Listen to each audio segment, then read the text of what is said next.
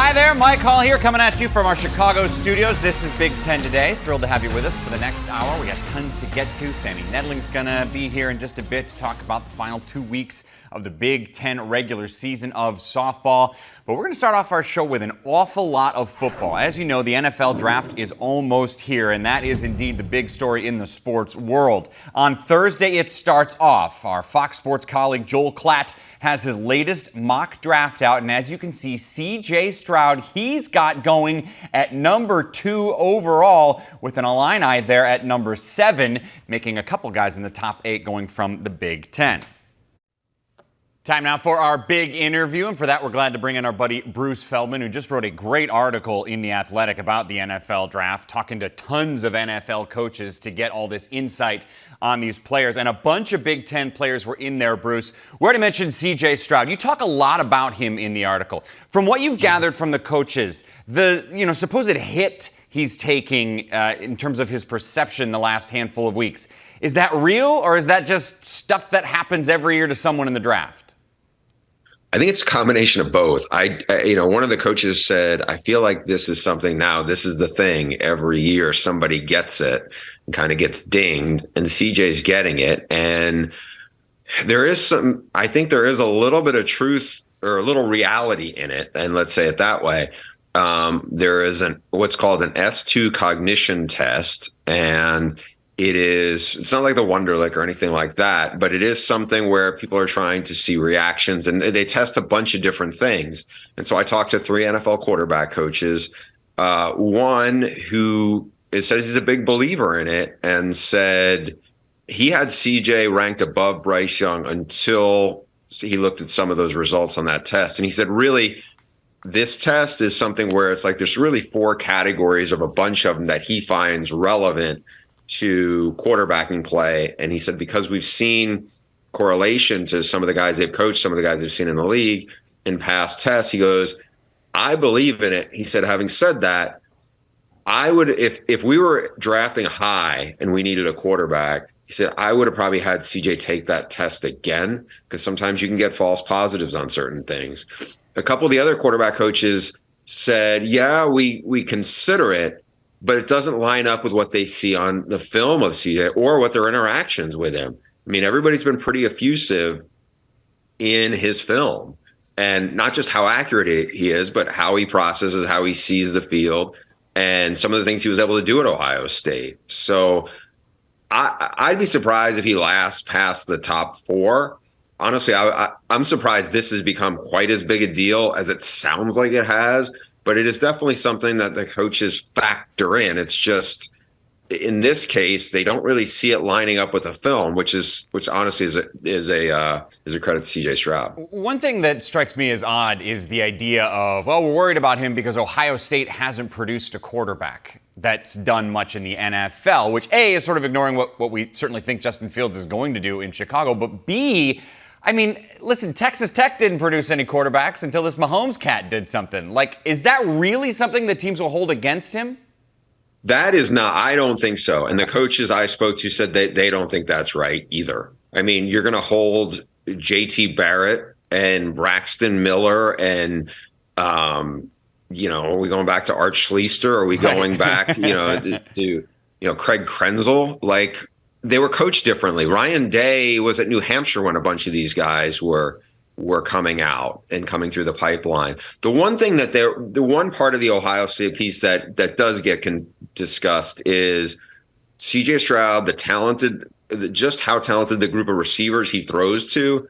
And one of the coaches made this point, said he had Garrett Wilson, Chris Olave, Marvin Harrison Jr., Jackson Smith, and Jigba. He said, in the NFL, you're lucky if you have one of those guys or 2 of them, if you're really lucky. Nobody has 4 of them. And this guy who played quarterback at a pretty high level said, it does make a difference. You breathe a lot easier when you're throwing to Marvin Harrison Jr. than you probably do to some of the guys that this guy said he was, throwing to. So that part is something they consider. But again, it's not like he was just throwing bubble screens and they were going for 80 yards either. Right. He was making really impressive, accurate throws. And you look at what he did against Georgia, it wasn't like he had all those guys. Marvin Harrison Jr. had him for a little bit. But that was a really talented defense. He showed he could He could extend plays, and I think he did some things in that game on that film that he probably didn't have to show because everything else was so efficient and so smooth for him. Yeah, to your point, one of the quotes you had in your article is an NFL coach saying, CJ's receiving core at Ohio State, that's going to be the best he ever has the rest of his life, which is incredible to think of. A college core will be better than anything he has as a pro. One of those guys in there is Jackson Smith-Njigba. We all know his ceiling is incredibly high. We also know he's had some injury issues. What's the read on him in first-round potential? He is the surest thing of this group. It is not a very good group of receivers. It's also not a group of receivers that have much size. The only really big receiver that gets talked about anywhere near the first round is Quentin Johnston from TCU. Now, Michigan fans will remember him. He had a really good game against them. He is one of my freaks list guys, but people do not think, by and large, the film lines up with the measurables. And he has some issues with drops. Jackson Smith-Njigba, people love him in the slot. They think he can. Some guys think he could flourish outside as well. He's got elite change of direction. He's got a great feel for what he's doing. He is very strong. He's got decent size. It's not like he's a smaller slot receiver. There is a bunch of small slot receivers in this draft. That's not him. I think people out of Ohio State, from what I'm told, have been raving about him privately to NFL folks. I think he is the clear number one receiver based on what I'm hearing. Yeah, the spark he has on the field is unlike anything else you can think of. I mentioned his former quarterback, Justin Fields, is now a Chicago Bear. The Bears traded down. They had the number one pick. Now they're at 9, and they need help for Fields. They need protection for him. They got a local kid in Peter Skoronski who's available from the Big Ten. They've also got another Ohio State guy in Paris Johnson. What's your read on the offensive linemen from the Big Ten that have first-round potential? Well, the Big Ten is holding up its end. It's not a great group of offensive linemen, but you mentioned probably the two best prospects right now. Skoronski, people really like his feet, think he is really technically sound. He doesn't have great length to be an offensive tackle. One of the coaches I talked to, an offensive line coach, said, I think you start him out at right tackle in camp, see if he can do it. If not, I feel like he's going to be a really, really good interior lineman, a really, really good guard. But there's a chance he could certainly hold up at tackle because he does have really good feet. It's just the length is less than ideal.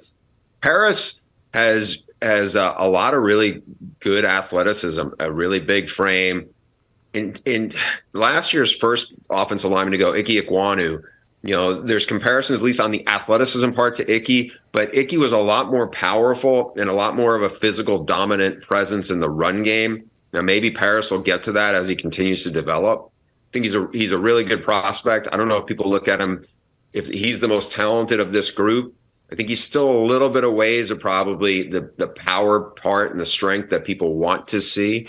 But I think he's probably the guy who's the most attractive offensive tackle because of what people think he can be potentially. Bruce, you've covered college football for forever, so I know the buzz in Champaign around this Illinois program is something we haven't seen in 15 years, really, since they went back to a Rose Bowl. They had a good year this past year. They feel like they got momentum with Brett Bielema, and they've also got a likely first-round pick. What's your read on the cornerback Witherspoon and what NFL coaches are thinking about him? He is fascinating from this regard, Mike. People just gush about him and his film. When I talked a couple of weeks back, I talked to some Big Ten coaches who played him, and they talk about him like he's Patrick Peterson size, like he's 6'2", 220. And at one point I said to one of them who's a running backs coach, I was like, he's not as big as it sounds like you're saying he is, or you think he didn't measure as big. And he goes, what was he, 6'1", 195? I'm like, no, he was a little under 6 feet and a 180 and change. He goes, yeah, but he is a beast out there. People love how instinctive he is. They just love that he is tenacious. He is plays a little faster than everybody else does on the field. There was some concern about just how fast is he in terms of recovery speed because he didn't run at the combine, but at his pro day, he ran in the low 4.4s. Everybody's like, that's good. His film is great. He has the best film of any of the DBs. Christian Gonzalez from Oregon is much taller. He's probably got more combine kind of athleticism. great vertical, faster 40. He is not as instinctive. He's not as smooth as Witherspoon is. But this Illinois defensive backs group, people really are excited about both safeties coming out. I mean, it's not a surprise that this was one of the best defenses in the country. I mean, I think Bielema's staff and Ryan Walters and those guys did an amazing job of developing. I don't know if any of them were more than a 3-star recruit. And these are guys that I'm guessing will be gone in the first maybe 75 picks. You could have see 3 Illinois defensive backs go off the board. Wow. How impressive is that for that program? Again, the article that you've written, it's all about you talking to NFL coaches and getting some insight. Let me ask you kind of a big picture from what you've gathered. What is the balance of what NFL coaches look at in terms of watching actual games or game film compared to looking at test scores, looking at combine numbers, looking at things from their specific workouts? What is the balance between those two? That is a great question, because I had this conversation with a longtime receivers coach, this month, and he had talked about players, a specific player who's now in the NFL and is a really good receiver. And he goes, "This is the guy I wanted." The scouts were pushing another guy who had really, really good shuttle times.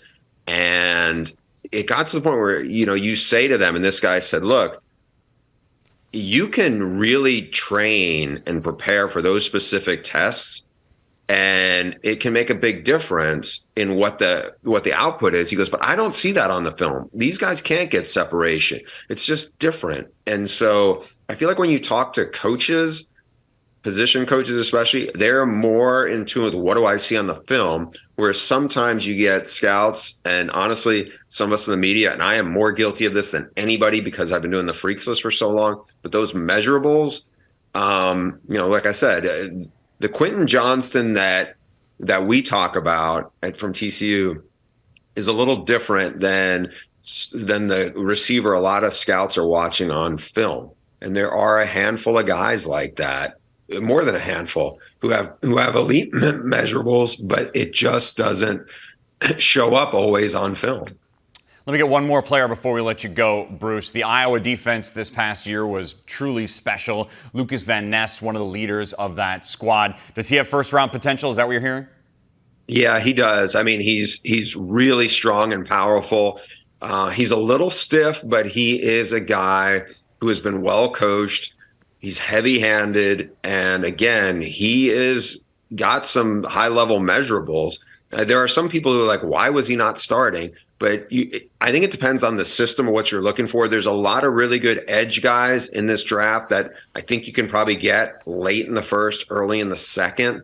There's a handful of them coming out of the Big 12, actually, but he's a little different, and he is still, I think, somebody people look at and go, "You know what? I think his best football is ahead of him," just because you look at just how powerful he is. Can he get a little bigger as well? And what more can you do with him? Because they did do some stuff with him. But I think from that system, you have a track record of a lot of guys who have thrived once they got to the NFL. Bruce Feldman, our Fox Sports colleague and writer for The Athletic. Always great catching up with you, man. Thanks for your time. Thank you, Mike. Let's stay talking the world of football now. Fox Sports college football writer Michael Cohen joins us with his eye on Big Ten spring football. And I know you were at the Ohio State game. Michael, the quarterback battle is obviously the storyline heading in. There's the injury to Devin Brown. How big a deal is that right now in Columbus? Yeah, it was really interesting being down at field level for that game. And so one of the things that you saw was just that, Kyle McCord really had an opportunity to slam that door shut on the quarterback competition, and he just didn't do it, quite frankly. And so the minor injury to Devin Brown on his throwing hand, he had his ring finger and pinky finger attached together, means that he will miss the next few weeks of throwing time. It's not necessarily practice, but it's time to work with the wide receivers on their own, build chemistry, and just work on his arm that he's not going to be able to have. But head coach Ryan Day said he expects Devin Brown to have a full summer. So when you couple that with the fact that Kyle McCord didn't quite slam the door shut on this competition, it really resumes when the team gets back to practice in late July, early August, and we'll see how it shakes out heading into the season opener. Yeah, it's still plenty of time until obviously that happens. Anything can change in that world. There's already been a big change in Wisconsin. The new head coach is in, Luke Fickell. Was lucky enough to get a chance to talk to him a couple days ago. Felt like he was in great spirits. I know you had a chance to chat with him as well the other day. What was your main takeaway?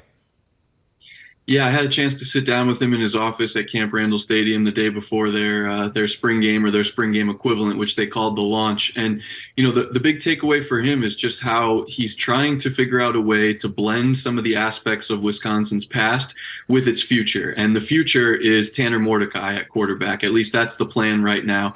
A sixth-year senior transfer from SMU who threw for over 3,000 yards each of the last 2 seasons. And so you look at Mordecai and you think, okay, this is a guy who's experienced, who has plenty of maturity, and can lead the team in year one, which is huge for a transition from one coach to another. But then he goes out and in the launch, in their spring game equivalent, he throws 4 interceptions to the first team defense. And so people are starting to wonder and question, is there a little bit more of a competition between Mordecai and backup Braden Locke, who's a transfer from Mississippi State and played in a similar kind of air raid system under the late Mike Leach? Is there more of a competition between those two guys than people would have originally thought? But Mordecai is the guy that they're hoping emerges because of his poise, his consistency, his experience, and quite frankly, his age.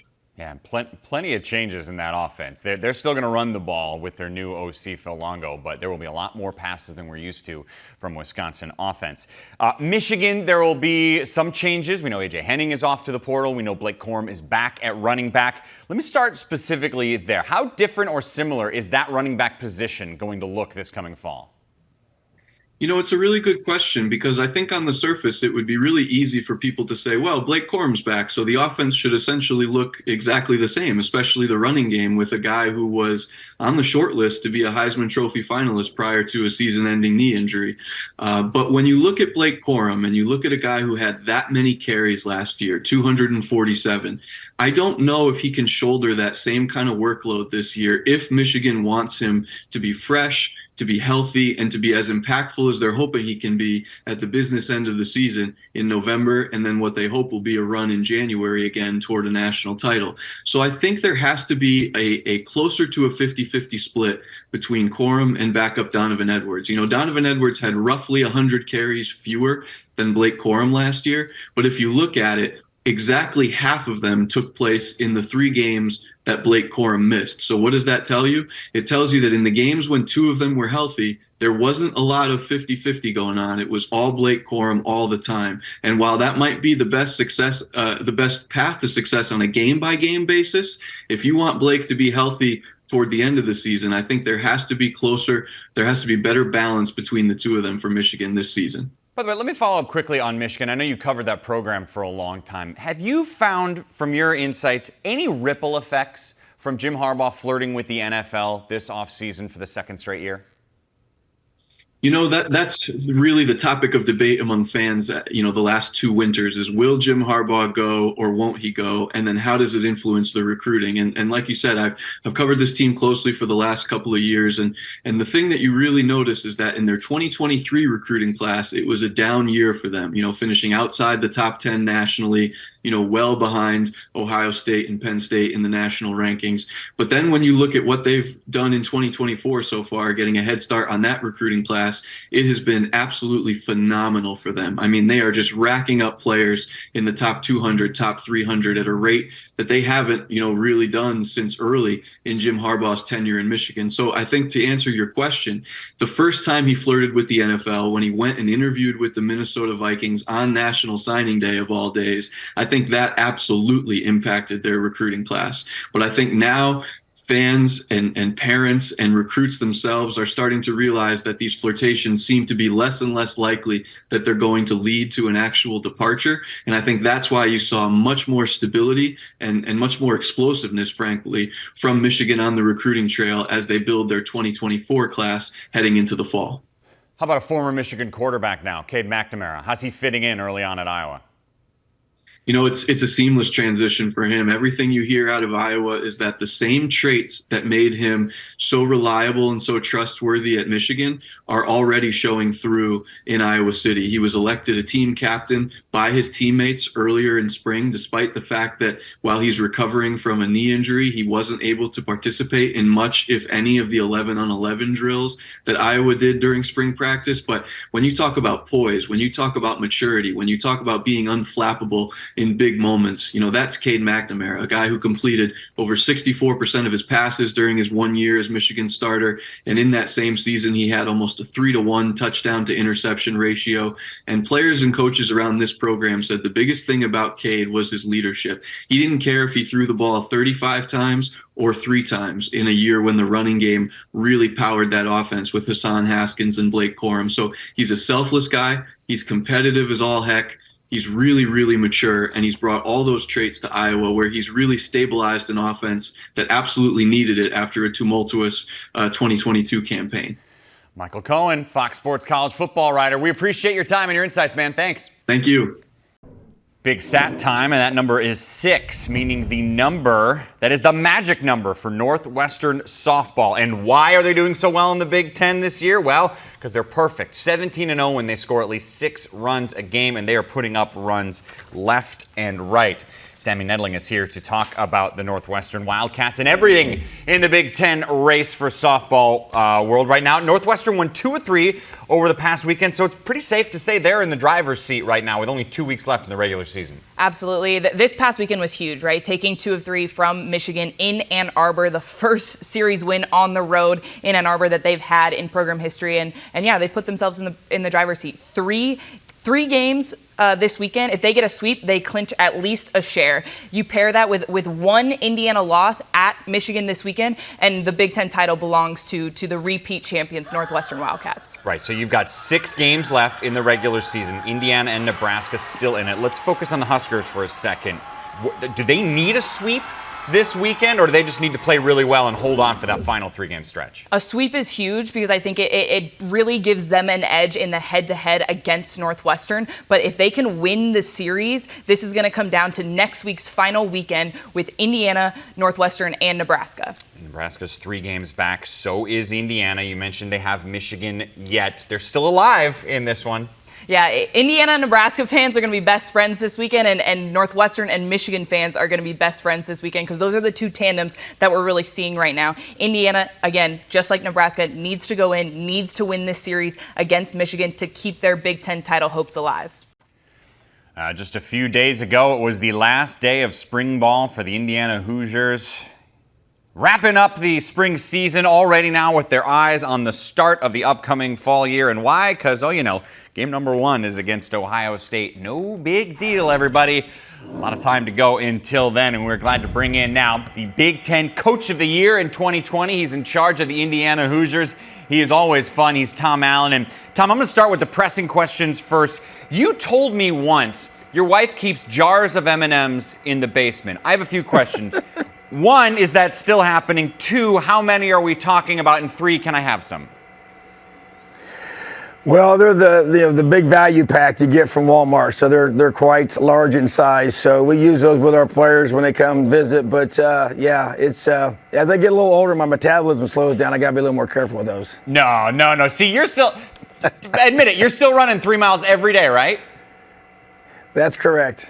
See, that's how you can eat all the M&Ms. Give me the workout you hate doing, the one you do, but you just hate it. Well, I'm pretty consistent now, so those 3 miles are every day. I'm a pull-ups guy. I get 100 pull-ups in 3 days a week in that workout. Work my triceps a little bit, get my abs going, and that's kind of a wrap for me. I enjoy it, but you got to stay young. Yeah, well, it keeps you in wrestling shape, as we all know. Let me turn to your football team. I mentioned that spring practices have come to a close. When you look back at last season, what was the biggest concern? What's the biggest thing you want to fix for this upcoming year? We had 8 games that were decided in the fourth quarter, and so the big emphasis was just trying to find a way to finish those games, and so that was been the emphasis. That's been the focus even throughout spring.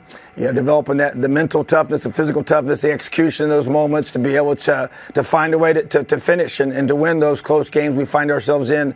Many years since I've been here, so that's been the intention, is to be able to find ways. We've done a study of that, and to find the things we got to really emphasize and work on, and really comes down to running the football in those situations, stopping the run, and being able to have the mental toughness to finish. So a lot goes into that. It's not solved overnight, but that was the big emphasis for us this spring. Tom, I've never been in a football locker room at the level of which you coach.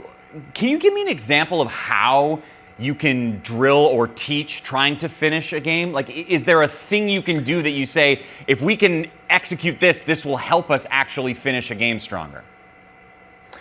Well, each game has its own, identities to it and how it plays itself out. But I think some common denominators came up as we studied that. It's a mindset portion of it that you work through, to where in all your workouts you try to get your players fatigued so they can be able to function under stress. You try to create that stress in practice in the workouts, make them have to think and focus and make decisions in those opportunities as well.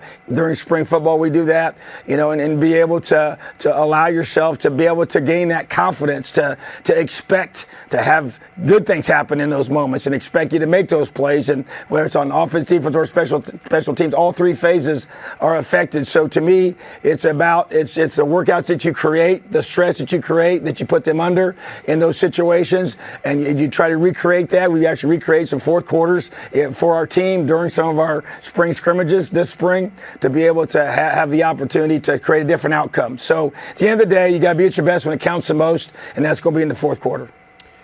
Now that the spring season is over, what's your biggest reason for optimism going into this coming fall? I just love the mindset of our guys. The team is really coming close together, have some new faces, new opportunities for guys to step up. And I like we've got a good mixture of experience in some key areas and some leadership spots as well, but also some new fresh faces, guys that are coming into the program new that have an edge about them, have a chip on their shoulder, something to prove, and also enough core guys here that have been here the last couple of years that have experienced the frustration of not being able to finish those games and be able to have to overcome some of that adversity. So I like the way our team feels right now. They got to keep working. Big summer ahead of us and a lot of hard work in front of us. You've had years, Tom, where there's a quarterback battle heading into summer camp. You've had years where it seems pretty clear we know who your quarterback is going to be. Generally speaking, do you prefer one way or another? Well, I think there's always, tremendous value in having an experienced guy that's been there, done that understands your system and can run inside and out. So that's obviously the ideal, to have that guy coming back, and I think that's proven over time. But also there's also an excitement about having a new guy and a competition that creates, and just to be able to, the edge that you have every single time you have a scrimmage, because there's going to be, a lot of scrutiny involved in that position. So to me, I like having this, excitement to be able to create that. You'd love to have the luxury of having a guy coming back, but that's not where we are. We got some talented young guys that are battling for this position. I'm anxious to see how it all plays itself out. All right, let's talk about some of them. First thing that comes to mind when I say the Tennessee transfer, Taven Jackson. It just has a lot of moxie to him, and brings a lot of confidence, and has won a lot of games in high school at a high level in this state, and just competes at that high level and believes in himself. How's his basketball game? Because we know who his brother is. He played growing up through the ranks, and but obviously, his older brother, Trey's a pretty special guy, and that's his thing. So, but Taven can shoot. How's your shot, by the way? Well, I was a wrestler, so, wrestlers aren't necessarily known for their three-pointers, but I can shoot some free throws, though. There you go. I'm from Newcastle. You got to be able to shoot free throws if you're from Newcastle. How about the other QB, Brendan Sorsby? What's been standing out so far with him? He's got a live arm. He's a big frame, 230 pounds, and I just think that a guy that, excited about what he can do. He's growing, he's young, and gets better every week, and both those guys have a lot of talent. So, I think Brendan, to me, has a big upside for sure. What's your running back situation going to look like this year? I like that room a lot. We've added, Christian Turner, who had a really good spring leading up to, had an injury that didn't allow him to do most things that during the practice portion of it, but we know what he can do. And Josh Henderson, I love, just a tremendous teammate, really good football player, so well-rounded in all the areas of blocking and catching and running and complete back. And then you got Jalen Lucas, that's an electric player that's really excited about his ability to be able to make plays in space, and we got to do a tremendous job of getting him that football and those opportunities, and also got some other guys with Trent Howland and David Holloman, guys that have been here that have continued to develop and grow. And so I love our running backs room, and I think that it's one of the strengths of our team, and we got to be able to run the football to do the things we want to do in the 2023 season. And it starts up front, but you got to have guys with talent to be able to carry the ball. The new world that we live in college football, Tom, everyone loses a handful of guys to the portal. Everyone brings in a handful of guys from the transfer portal. Same thing with Indiana this year. Give me an example of a guy who wanted to come and play this year at Indiana that early on has stuck out to you. I would say Andre Carter's a guy that's made an immediate impact since he's been here. Defensive end, came from Western Michigan, and just has that chip on his shoulder and something to prove, wants to show the world he can play in the Big Ten. And he's a big physical guy that's come in here, and just love his work ethic, love his mindset. Was voted to our leadership council, which says a lot about him as an individual.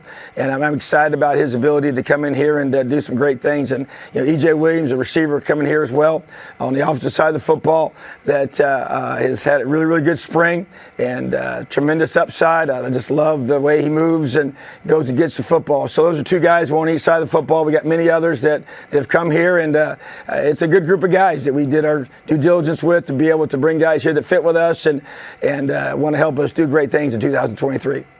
I always like getting your big picture take on things, Tom, because you've been a head coach for so long at various different levels and you've seen the way the game has changed. Do we need any changes? Do we have to adjust anything in the transfer portal? It's been around now for a few years. Is there something specifically that you're like, we as a sport should change it in this way? I got my thoughts. I think that it's definitely here to stay. We've had to adapt without question, and I think that there's definitely positives to it. I think the calendar gets a little bit tight and a little bit tough in regards to the windows that you work with. So we're trying to work through that to find the best way to evaluate young men and be able to add, within the proper windows to be able to. I think even having this second spring window, even though it does create some change, it also creates some opportunities for young men to be able to maybe find a place that's a better fit for them. So, I think at the end of the day, anytime you do something, I just want to make sure we protect young men's ability to graduate and earn that degree.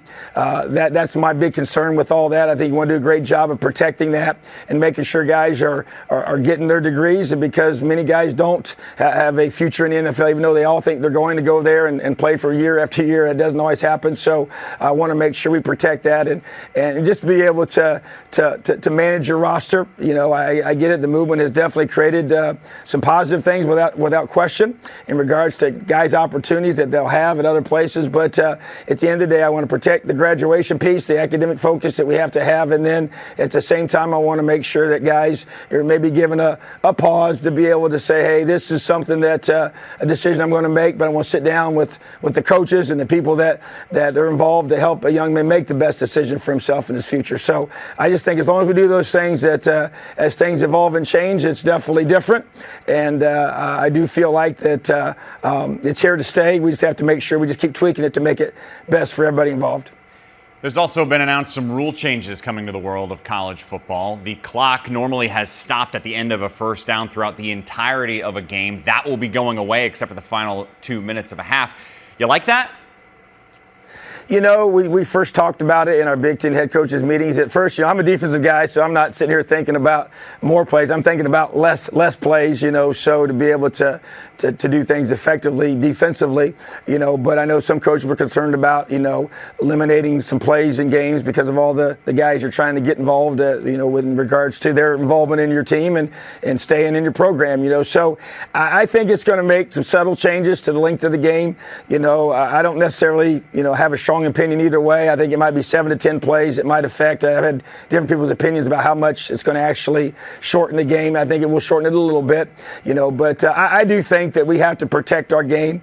I think that the length of it can be negative. I think the length of the reviews can be negative. I think that sometimes the commercials, I get a lot of feedback from that. I say, well, I don't control any of that, but I just think you want to make sure that the product of the game is protected, and people love watching college football, but I think it gets too long. It gets becomes a negative in terms of some people's minds. So I think that's a way to shorten it a little bit. I think we make it more like the pro game. That's not a rule change that's going to negatively affect the game. I think it can be a positive without question. We already instituted it during our spring scrimmages, assuming it was going to go into effect, and it's just something you just have to get used to. Yeah, I hear on those commercials. I blame those dummies who work in TV for a living. That's their fault. No doubt. Last thing before the other rule changes that stands out to me is the lack of back-to-back timeouts. So no more icing the kicker, huh?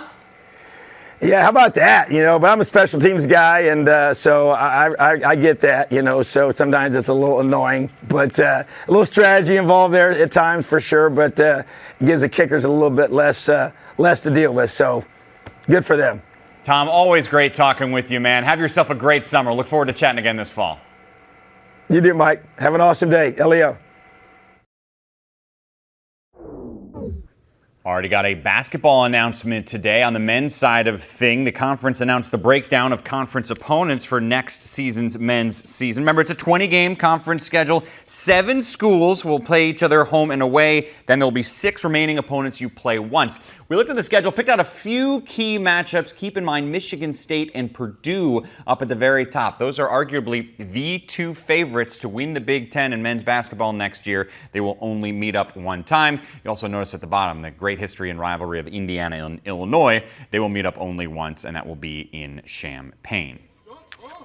Back to softball. The newly minted Carroll Hutchins Stadium got to see good old Carroll. Hutch throwing out the first pitch. Let's give you a sneak peek at our new feature. It aired the other day, but in case you missed it, here's a look at the all-time great that is Hutch. So it took you 10 years to make the Women's College World Series. You broke through 10 years in with a great offensive team. What did that mean for this program? We had a heck of a team, and it took us to a whole new level, a level of being in the national limelight and being in the national conversation.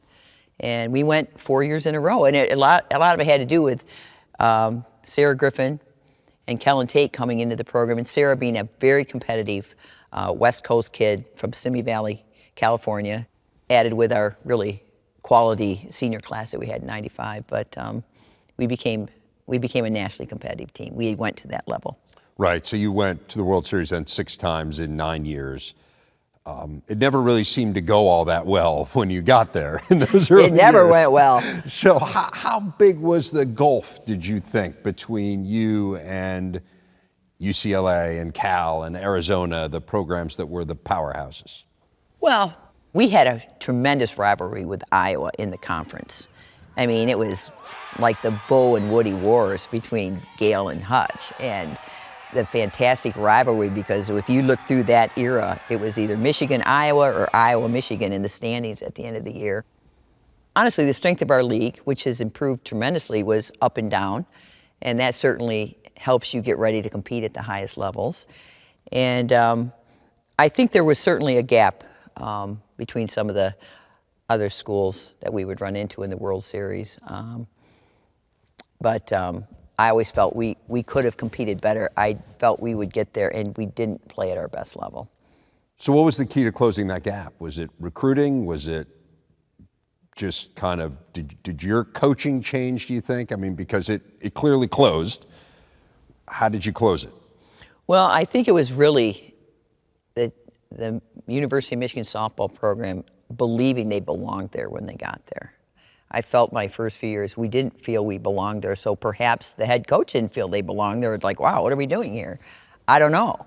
I just know that the gap closed as we became continually expecting success and demanding success, and I became better as a coach, without a doubt, at demanding excellence and holding kids to higher standards. And, I learned how to coach by coaching, and I learned how to win by winning. But I think that's where the gap began to close. And then really, as you'll speak of 05, it was a group of kids who they just believed. We had the right group, the right people, the right Michigan blood. We were Midwest laden with a few sprinkles of California. And you know what? We just believed in us, and we were all about Michigan. Again, you can see Carol Hutchins' Trailblazers. Thursday, it'll air 8 o'clock Eastern, 7 Central Time. What is it you appreciate most about Hutch? I don't think people remember that softball was a West Coast sport before Michigan burst onto the scene, right? Their national championships set the tone for teams east of the Mississippi to have a claim in the conversation to be in the Women's College World Series at the end of each year, and to look at what she's done, not just for the institution of the University of Michigan, not just for the Big Ten Conference, but for the sport of softball. I think Hutch, her legacy is second to none, and I think what a perfect way to honor that legacy to have Michigan Wolverines and Big Ten student athletes be able to play at the Hutch now for years to come. What's it like being on a field and looking across and seeing her in a dugout? You know it's going to be a dogfight. I mean, she said it. She expects excellence with everything that she does, whether it was in her own team, but also when you played against them, you wanted to be the one to knock off the University of Michigan Wolverines, right? And even this year, even in a down year for Michigan, they are still the team that gets circled because they have just encompassed what it means to truly set the standard of excellence in our conference. Yeah, this is the first year without her being the head coach. We mentioned earlier, talking softball with you, about what the season looks like. Just a couple weeks left. So let's get our eye. The Big Ten tournament's in 2 weeks, and then the NCAA tournament starts after that. We talked Northwestern, Nebraska, Indiana. All three are locks for the NCAA tournament right now? Barring something drastic happenings, I think yes. Northwestern, obviously, I think is even a lock for a host bid. And for me, it's just, are they going to get those top 9 spots? Are they going to be able to host a regional and potentially a super regional round? But they're for sure a lock. I think Nebraska, Indiana as well. Again, barring something drastic happening in the last 2 weekends and the Big Ten tournament, I think what they've done, the product that they've put onto the field, the non-conference games that they've gone out and played, I think they've set themselves up for success in that conversation. What about Hutch's old team? Does Michigan feel like a lock, or they can't rest easy these final 2 weeks? Absolutely. In terms of national RPI right now, they are the second highest Big Ten team behind Northwestern. They're also a lock for me. Minnesota, where are they in this NCAA tournament picture? Minnesota has been so sneaky, both in the national conversation as well in the Big Tens. Obviously, they jumped back into the top 4 in Big Ten standings after this past weekend, and they're a lock for me as well. Given, again, the non-conference schedule that they went out and played, I think they put themselves in a great position to be in that conversation. They're in the top 40 in the RPI, and they're really trending in the right direction in the last 2 weekends of regular season. The further we go down, the less certain it is. So the next team I'll bring up is Ohio State. Are they officially on the bubble? I think so. Again, one of the teams, the Big Ten has 6 teams in the top 40 of the RPI. That's the second most of any conference in Division I right now. And Ohio State is a bubble team for me. I think they deserve to be in the conversation. I think they've played a tough non-conference schedule against the conference's best. They, again, went out, had a strong strength of schedule in their non-conference. I think if they can put things together in the last 2 weekends and have a strong showing in the tournament, I think they deserve a spot. And normally, like you said, if a conference has a bunch of teams up there in the RPI, they usually do get rewarded with a bunch of teams in the NCAA tournament. Quick thoughts on Maryland and Penn State. Other bubble teams? They are for sure my actual bubble teams for the Big Ten, and they're in a different. They both sit in a different spot. We'll start with Penn State. They are higher in the RPI right now than Maryland. They sit around 42, 43, but they just took the series from Maryland, so they're going to have that head-to-head leg up on the Terps. But then you look at the Terps that had one of the strongest outings in non-conference play of any team in the country. They came in just blowing teams away in terms of what they were able to do, but they struggled in conference play. So those 2 teams are going to be interesting. Again, just a couple weeks left. One more non-conference game. Iowa State comes your way tomorrow. Rick Pizzo will be here in this chair for another edition of Big Ten Today as well.